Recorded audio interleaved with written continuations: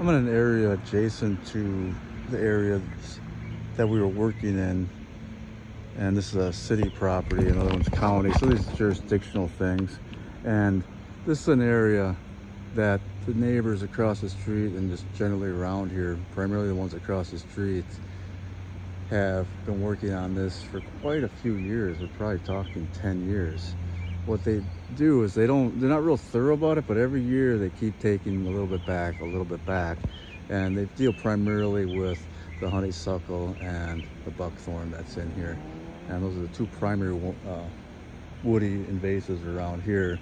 And there's right there's a physocarpus. There's not a whole lot. If you go down 1.5 miles upstream from where we're at right now, there's you will find maybe, I've only seen like 3 of them, 4 of them, and it's a plant that really should be in here at pretty good numbers, and it's not.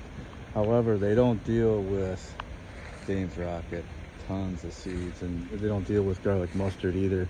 However, there is a pretty good native structure that's come in here. Here's some Joe Pye weed. These were planted by these folks.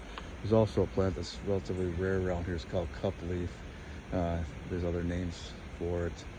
I don't remember the genus right offhand.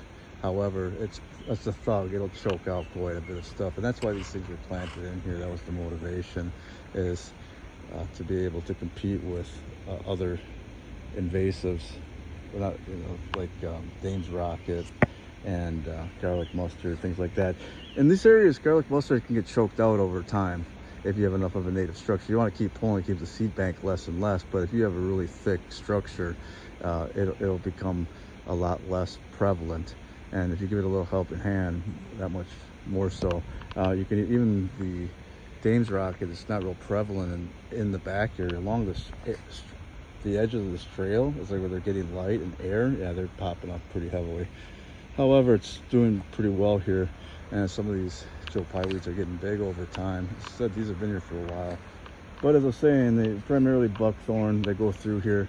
And I mean, they don't cut this. Wasn't a priority for them. This honeysuckle is sort of one of the first things I cut down.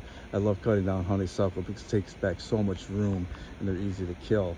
So just by cutting that one down, you take a lot more than you usually would with even a buckthorn. Buckthorn has its own problems and complexities to it. Honeysuckle, not so much. Basically kill it, and just anything that pops up, kill it. And you can see it's pretty cleaned out in here. They've done a pretty good job over time, and people like to do these little teepee type things. They stack them up. Kids love doing that around here, real prevalent. And yeah, there's the river stretch. They did pretty well in the buckthorn. You can see, I don't know if you can see some of those stems. I'm not going to zoom in, but they cleaned them up pretty well.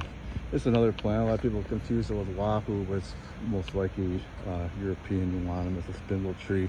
Real nasty in this area. It's actually real problematic, and people don't really focus on it. I kill it when I can. It's not like the first thing I kill, but if it's in an area, it goes.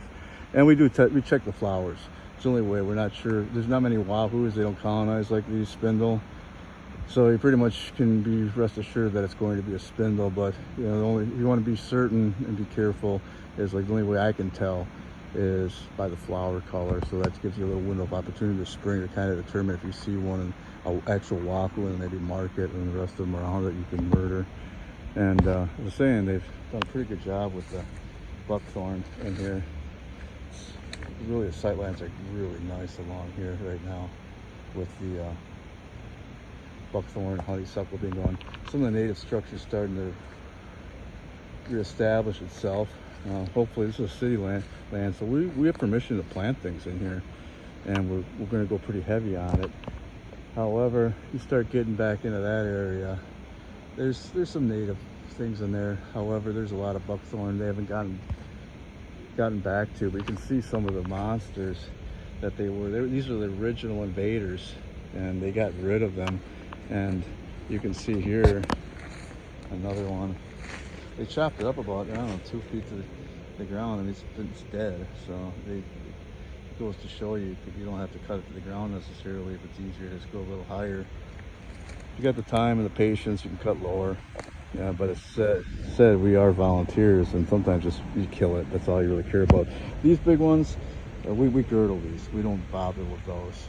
these folks were cutting them down because the amount of debris that those give and you have to deal with. So, you know, we'd rather be killing invasive species than giving them a proper burial.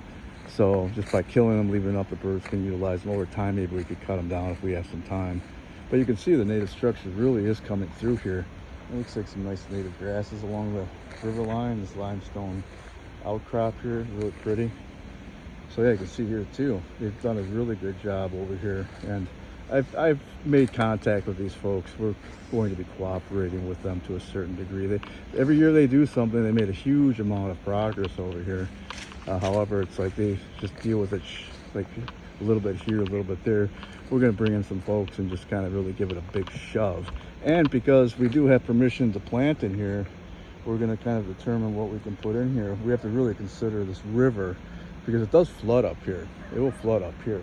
You get a little bit farther up on that ridge, less likely. So you got to determine what you're going to put in here, and hopefully it'll root up before any floods happen. So you got to kind of watch the weather. Right now would be a good time to plant. We just had a nice little rain, even though it's been a drought, and then you soak them down until the next rain.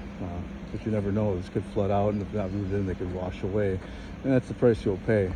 Here, quite a bit of buckthorn was taken out. They're pretty much dying down. They're all pretty small in here, but you can see they're all cut down, and it's good to see they're blackening up a little bit, just dying. So yeah, through here, really nice sight lines. There's no obstacles except that right there along the, can't tell what tree that is right there. It looks like it's a silver maple. I can't tell, I need my glasses. Regardless, there's a shrub down there. It's most likely another buckthorn that just needs to be cleaned out. So a little fine tuning along here, but along here we have to be kind of aggressive, because right here, that's a whole stand of buckthorn right there. It's pretty tall. Underneath, it's really nothing to it because they've had to compete. So the canopy's way up top. They're just sticks, 10-foot long sticks, and then they kind of branch out as they can.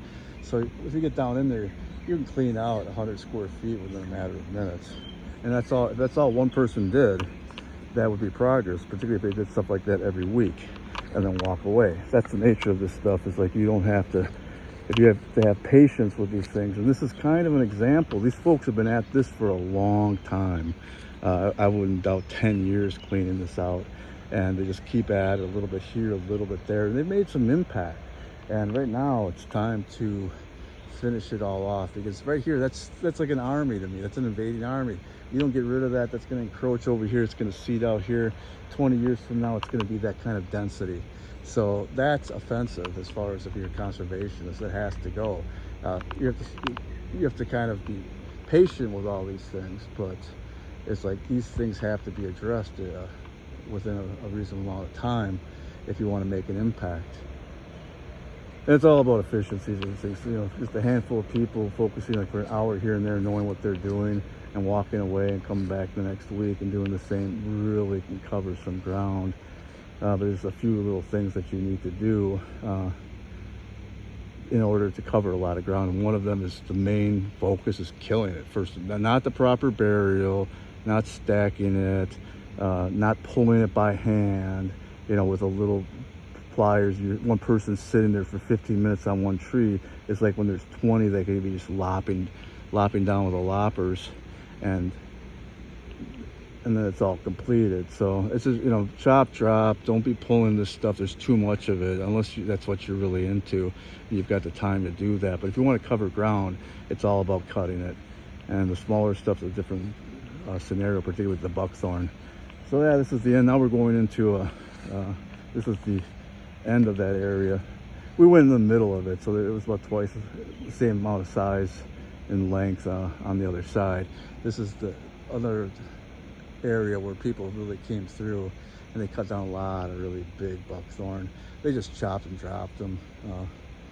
There's two guys that I know, and they've got a garden up on the top up there of native plants. It's kind of cool that we're expanding this year, and we're going to be planting this year with some native plants. We'll put 300-400 that we grew from seeds, some nice little plugs, and water them easily. We'll take a 5-gallon bucket and we'll just haul them up a little path, and you know, we have access to water, so we just have to monitor them on a regular basis.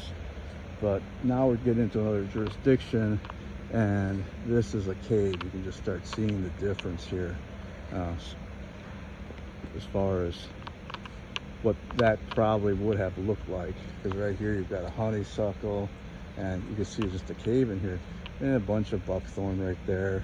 And there's some real monster buckthorn. The calipers are 4, 8, 10 inches in some cases, which offers you some benefits actually once they're all cut down, but it's all choked out. It's a buckthorn forest. So you can see the difference. I mean, once we go through here, we'll be able to have this area looking like the one we just walked through, because you see one big buckthorn there, another big one right there, and here's a huge one right here. So I mean, this is a lot of area that would be taken back just by taking those 3 out. So you can see the difference of wasteland versus what people have worked on progressively. That's been progressive and not a really heavy duty effort. It's just like persistent. Every year they take back ground, and over the period of 10 years is a big difference. So look at this long term and just have patience with it. Anything that you cut down is progress, and just realize you have just more stuff to do. Just take the victories as you take them, and over time you just take back more and more area from these invading species. And that's about it.